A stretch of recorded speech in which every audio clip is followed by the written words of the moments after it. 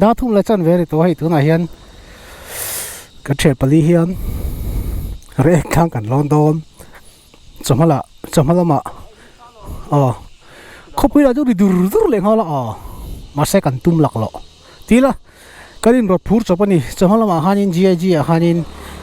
Brazil launching hàng cảnh kala đi chuan rễ khang follow nó ugan thì còn chuyện nào ngan London đi kalau masa ulah kalau zing zo, nufel lihat do,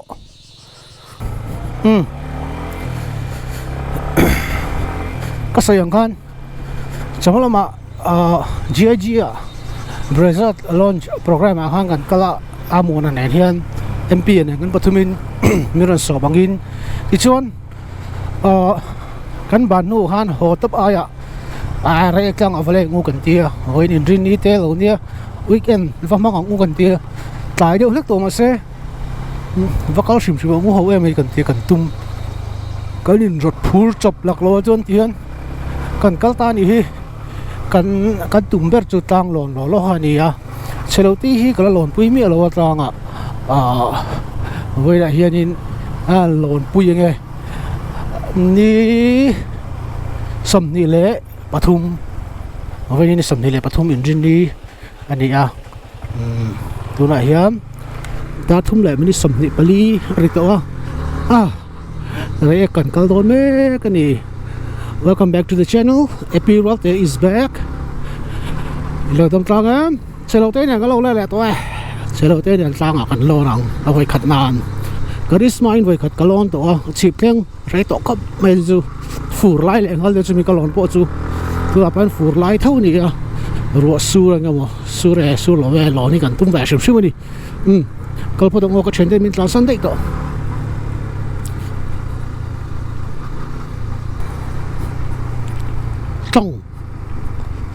trồng cần khen nghe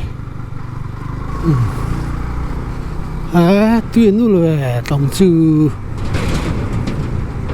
mùa lâu nó po đây tỏi tròn biết rồi con rồi biết mình phát cần mình mua xe mình rất thêm cái xe cặp ha có thì mà rồi đang lòn về cái đồ xe cặp mình rất thêm sa mấy rồi thì cái tiếng mình thốt thôi nè mình đâu phát chứ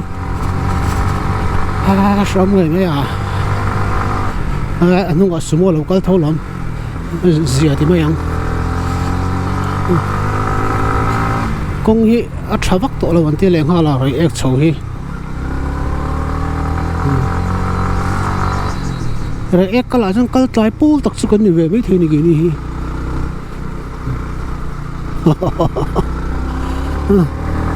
kal pa dang rồi ek tak lam pa kan fi mu zo don ne kong vel chu ti ti wak lo mai ang ayo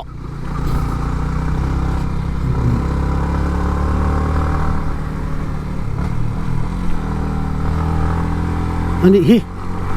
khuar tam tol tok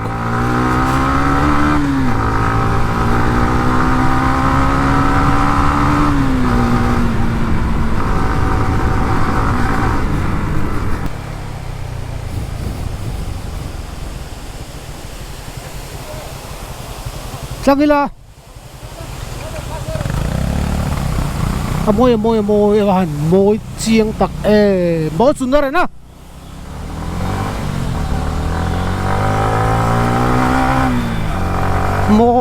môi re trang po môi don drone kan keng kan khalang lalpa thiu sia môi tak sai cho tu tiết lang do ra hiam với đại hiền căn một đón gì cái right khát ta bốc cái tôi ta lá mày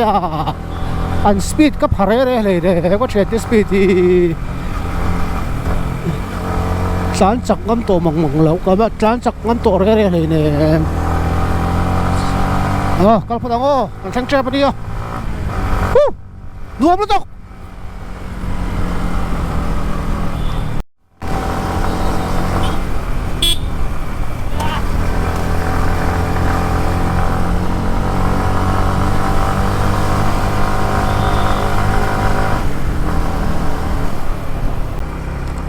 đã thum lại mình sống á Paris dar liang ani chu re ek theng ve lim tlang kan la lon don zui ava han exciting em ava han nuam don em nuamมันringot tui sik te lei ve la tai re ek kon ni he tui sik lei la tok mai lon tui sik tui lei la tok mai tui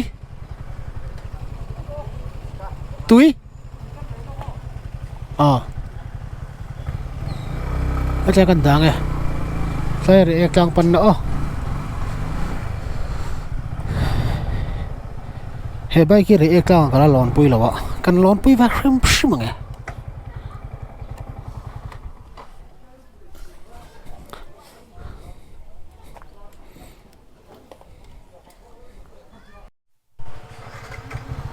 ho varina sa chur ve kalango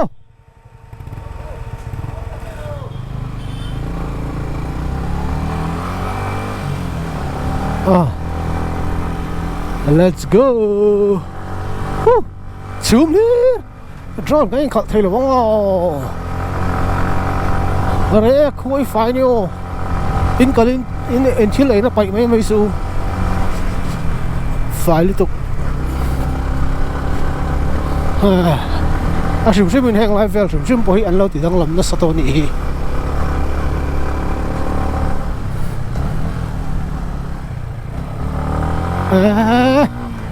con lò nó tụ chứ có hít đó lầu và lon lầu mày đó mòn là welcome Re Tourist Resort 210 rupees.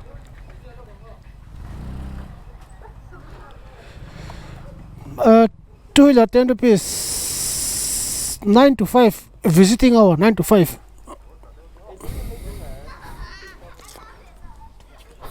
Ruột là đẹp to nè.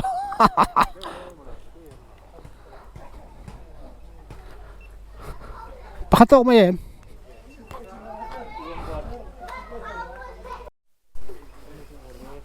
Isa to nghe. Kaya kalau piang sate te kalau piang. Hold tuk ha. Sate te ka inside thenan. Len na vela.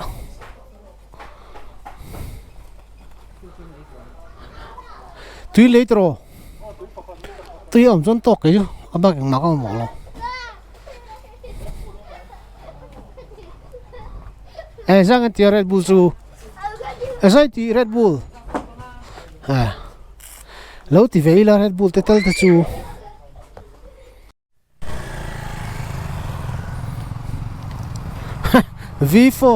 V4 panile. KTM 250 le MT kan London na. Hey kan khodin munchu ni yama se. Kan ti thei tu ni kan li thei pali khan za som nga kan choi za som nga bike pali za som nga lu man te lom to ni kha kan lo na rei to boka ama ka jon kan cha lu chho pop kha ni a try kan ti lu tu lon ti khan ku tai kha tampang he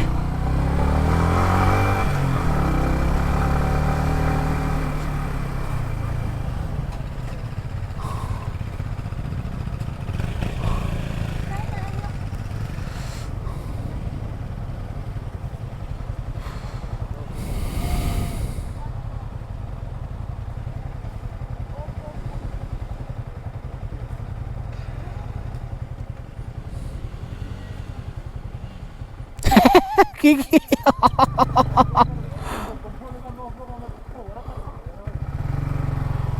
Kita kita langsung potes eh. Kita te lobby. Gatang ma ve.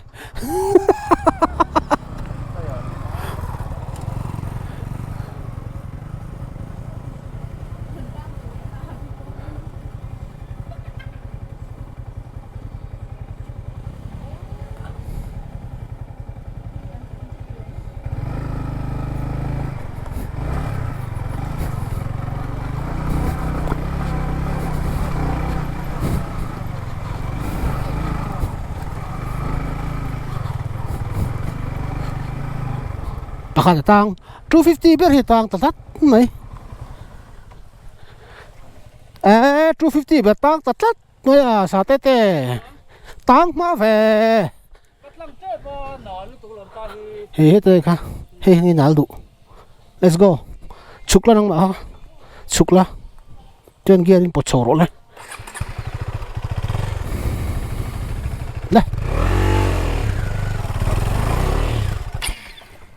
thả xuống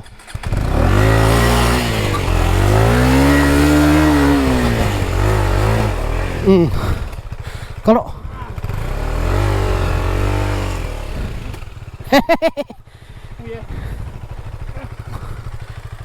ngờ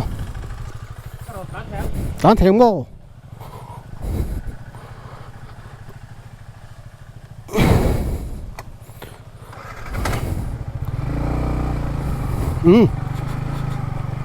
The real adventure begins.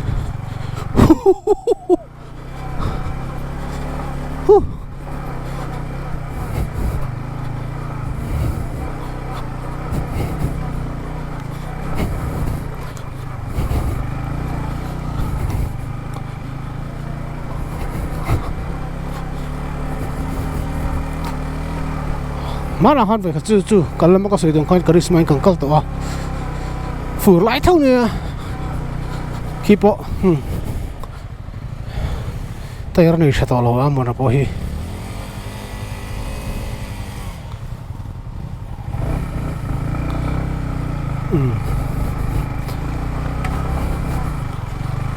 như thế kan smooth thế kan tan chồng hay đâu làm tang liang cả bác ha tang rồi về khiêu mấy à nuông tục có cái chuyện em chầu về anh làm không anh try về ra cái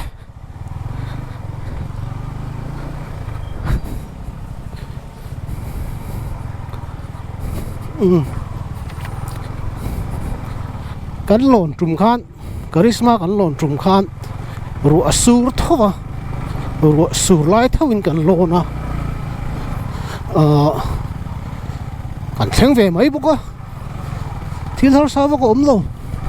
mà sẽ cắn tay hi cắn tay mất đi toàn lúc rồi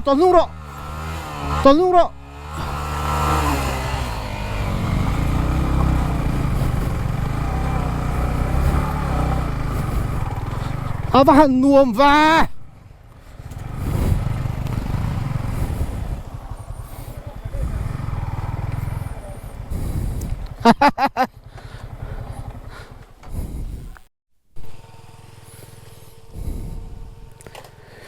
nuông mà lom là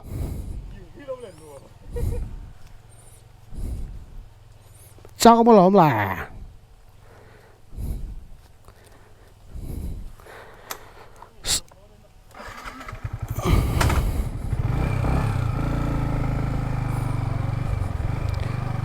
let's go.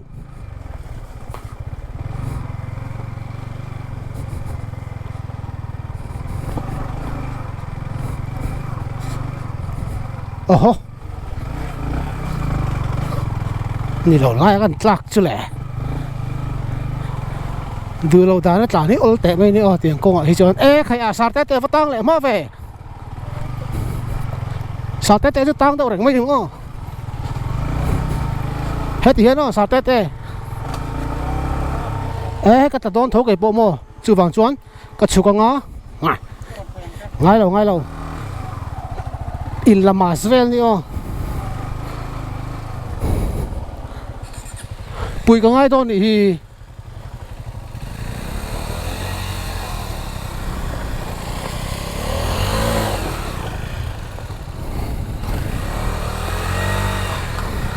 鸡蛋的是啊。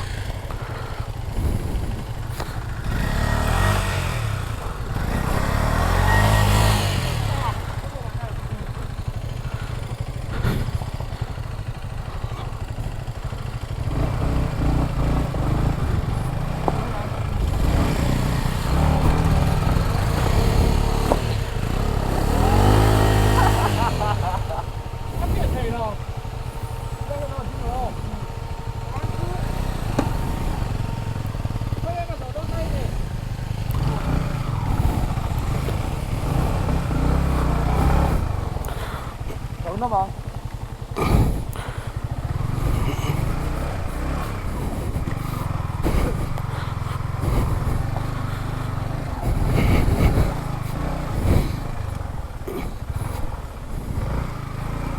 Ngay luôn. I am fine.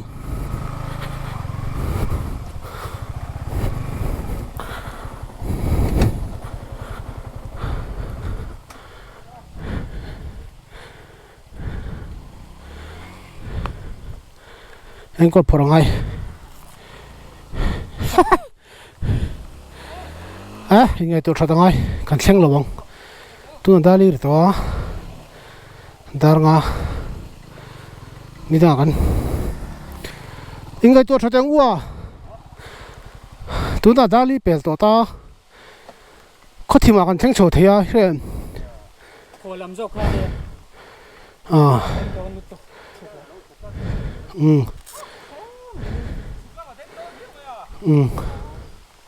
Có mấy tí lúc không? Video có nên gì nhỉ?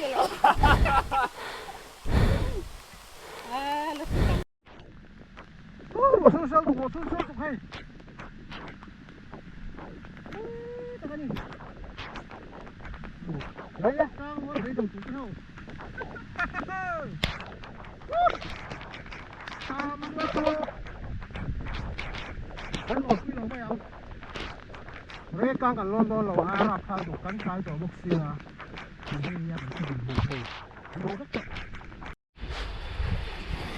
Vale lang ở trên rọc vi vào nó nên mình nó cắn sụp này to này i cắn lon ta lâu mấy mình sẽ tiêm rồi cắn tôm vía mà sẽ ngày nào ông nào ruột vi vào on cara hắn lon tôi nói đào nga thì tụi ta chán lùi tay là đào rục về lại thế già nó thế cần tiếng sầu thì ta chụp bằng số phim của tiêu thụ còn cal talawa tại hiện cái hệ thụ rồi lâu hàn tụi mà sẽ cắn hũ rất sâu hay người cột cây làm ăn xí là ba đúng không cắn hồ mấy anh thì hiam mong sang in hồ lắm bằng số video của xem là hay rồi số rừng bóc xì à chụp bằng số tại hiam top nó cái xem mà cắn video nói tặc với cho nói có mày cắn rồi trang lòn tum rồi hắn lại video cho các bạn xem thôi nga nó sẽ tụi này để cho này mi được nga GoPro test siang tí là ông chỉ na anh xem mà cắn hồ mấy anh